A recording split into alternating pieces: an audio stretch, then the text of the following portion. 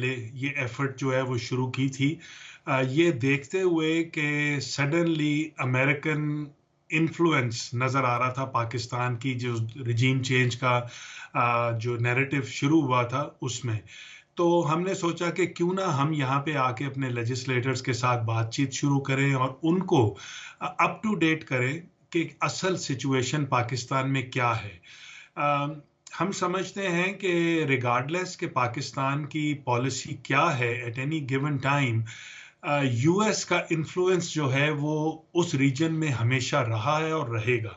तो ये ज्यादा चेंज आया जबकि बाइडेन एडमिनिस्ट्रेशन पावर में आई, तो हमने देखा कि कुछ ताल्लुकात जो हैं वो इतने अच्छे नहीं रहे। कुछ उसमें मैं कहता हूँ गलत फहमियां भी थी बहुत सारी। तो आई थिंक उसकी वजह से ये कॉन्वर्सेशन कुछ चेंज हुई और हमें भी रियलाइज हुआ कि ये जो डायलॉग, ये जो नैरेटिव यहाँ पे बनाया गया है हमारा लेजिस्लेटर्स के सामने, ये एक सोची समझी एक तरीके से बाजवा एडमिनिस्ट्रेशन ने किया था। और पाकिस्तान जो है वो हमेशा से यूएस के साथ in foreign policy very closely tied है due to Afghanistan and other issues.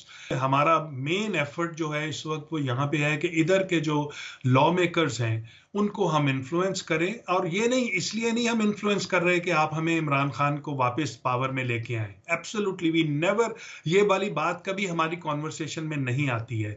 हम बात करते हैं उनके साथ पाकिस्तान में ह्यूमन राइट्स की, हम उनके साथ बात करते हैं डेमोक्रेसी की, हम उनके साथ बात करते हैं फ्री एंड फेयर इलेक्शंस की, हम उनके साथ बात करते हैं कि जहां जर्नलिस्ट पे जो वहां पे जुल्म हो रहा है उस मुल्क में और उनकी आवाज बंद की जा रही है। इन चीजों के मुतालिक हम चाहते हैं कि हमारे यहाँ के लॉ मेकर्स जो हैं वो सारी दुनिया में हम चैंपियन करते हैं इन सारी एफर्ट्स को, तो उनको पाकिस्तान में भी क्यों ना चैंपियन किया जाए। ये इश्यूज़ जो हैं ये पाकिस्तान के लिए कोई नए नहीं हैं, ये इश्यूज़ पहले भी पाकिस्तान में थे और जब इमरान खान साहब की हुकूमत के दौरान भी थे। तो उस वक्त क्यों नहीं आप लोगों ने इसके ऊपर आवाज़ उठाई? आवाज तो हमेशा उठती रहती है, बट लेकिन मैं नहीं समझता हूं कि कोई इतने इतने स्टीप थे ये इश्यूज जो है उस वक्त। अगर आप रिपोर्ट देखें जो रिपोर्टर्स विदाउट बॉर्डर्स की, और तो फ्रीडम ऑफ प्रेस के हवाले से अगर आप रिपोर्ट्स देखें तो उसमें पाकिस्तान में हर तरह की वायलेशंस हैं। तो या मतलब इश्यूज तो थे तब भी।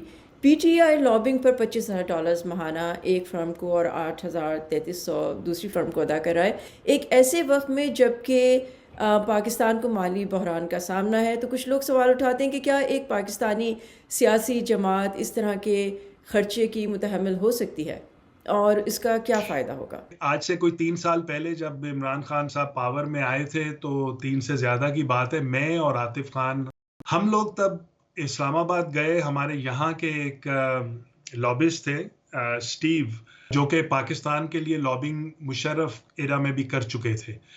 तो हमारा उनसे कांटेक्ट हुआ और उन्होंने कहा कि अभी रिपब्लिकन गवर्नमेंट है और वो लॉबिंग करते हैं रिपब्लिकन्स के लिए, तो हम आप क्यों नहीं मुझे फिर से हायर करते।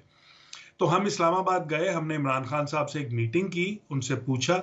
तो पहली बात इमरान खान साहब ने कहा कि भाई अगर वो कितने पैसे मांगते हैं, तो हमने कहा जी ओवर $1 मिलियन ए ईयर होती है तकरीबन लॉबिंग फर्म के लिए। तो उन्होंने कहा जी मेरे पास तो कोई पैसे नहीं है देने के लिए। दिस इज ऑन, ये गवर्नमेंट ऑफ पाकिस्तान के बिहाफ पे वो बात कर रहे थे। उन्होंने कहा कि अगर आप लोग इसको फंड कर सकते हैं तो आप कीजिए। तो हम वापस आए, हमने यहाँ पे अपने दोस्तों से जो डायस्पोरा है उनसे बात की और उसके बाद उस फर्म को हमने हायर किया on behalf of government of Pakistan, लेकिन जीरो कॉन्ट्रैक्ट डॉलर, जिसको कि हम यहाँ से पे करते थे अपनी एफर्ट्स के साथ।